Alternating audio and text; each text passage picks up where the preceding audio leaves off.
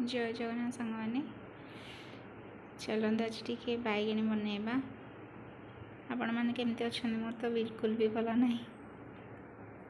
हाँ चढ़ चलते बनैबा। फास्ट मु बेसन आनी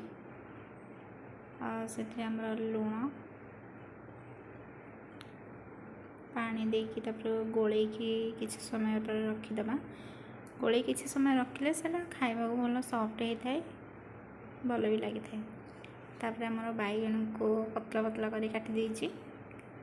गोले की रखी था बेसन में बेरसुण पत्र अदा आ कंचा लंका आम छेचिकी रखीदी से पकईदी।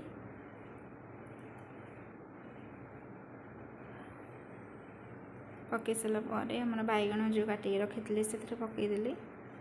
पतला पतला करी कले भल हम सीझी पार बहुत जल्दी। तापर सब मिसईदेली।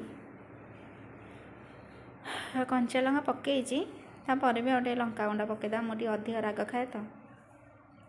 तापर तेल गरम हो गोटे गोटे पकईबा से।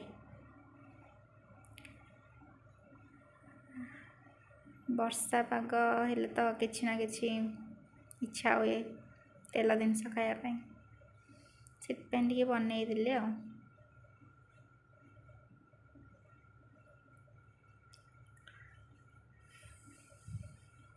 अपन जिते अल्प पकईबे तेल से भल माने हम माने अधिक पकईदे से सहित लगिज।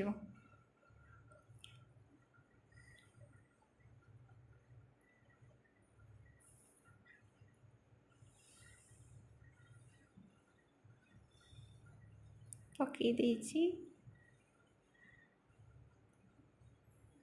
तापर गोटे साइड हो गला लेउटे दबा। बैगन टे सीझा टाइम लगे ना, लेउटे दबा अधा अधा तो हो गला। आ किस समय पर रेडी हो गला आमर। देखु केमती देखिए कमेंट करूँ। देखिए जदि एत सुंदर है तो खाइबा केमती निश्चय कमेंट करेंगे। तापर मु